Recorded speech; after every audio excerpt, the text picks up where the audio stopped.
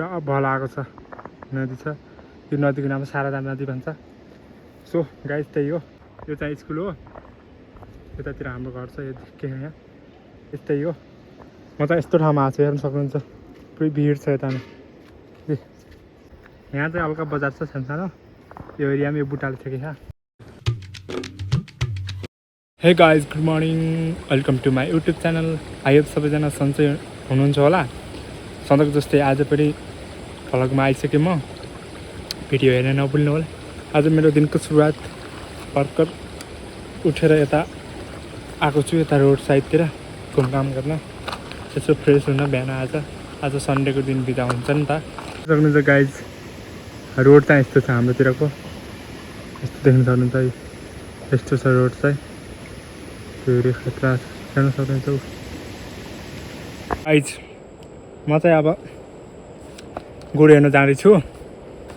मेरो काम आज गोरु हेर्ने छ दिनभरि आज सन्डेको दिन बिदा हो नि त स्कुल त्यही भएर पसलमा बस्नु पर्दैन त्यही भएर आज गोरु हेर्न जाँदैछु गाइज आज गोरु मस्तले हेर्नुपर्छ दिनभरि पुरै दिनभरि आज त हेर्नुपर्छ गाइज मैले गोरु लगाएर जाँदैछु भैँसी छ यता पारो छ त्यस्तै हो मेरो आज चाहिँ पुरै गोरु हेर्ने दिन छ मेरो दिनभरि आज मैले कता गोरु तपाईँलाई देखाउँछु गाइज फुल भिडियो हेर्नु होला मजाले मस्तले चराउँदै लग्छु आज कहाँसम्म पुग्छ नि गोरु गाइज म त जङ्गलमा आएँ यार गोरु हेर्न देख्न सक्नुहुन्छ गोरु उयो माथि मन्दिर छ उता माथि मन्दिर छ त्यतातिर सरेको घाँस खाने सुन्दै थिएँ त्यता लगाउनु लाग्छ एउटा मन्दिर छ गुम्बा गाउँको मान्छेले बनाएको आफ्नो कुल पुज्ने अरे भन्दै थिएँ सो गोरु चढिरहेको देख्न सक्नुहुन्छ गाइज यहाँबाट भ्यू भोपाल देखिन्छ देख्न सक्नुहुन्छ गाइज हाम्रो गाउँ यो हो हाम्रो रोड छ यो पुरै गाउँ हो यतातिर यो पुरै गाउँ हो यता यस्तो छ देख्न सक्नुहुन्छ यो चाहिँ स्कुल हो यतातिर हाम्रो घर छ यो के यहाँ यो स्कुल हो म माथि छु स्कुलभन्दा सिधै माथि पुरै देख्नुहुन्छ हिमाल यहाँबाट बबाल देखिन्छ हिमालहरू देख्न सक्छु मस्तले उतातिर यहाँ मन्दिर छ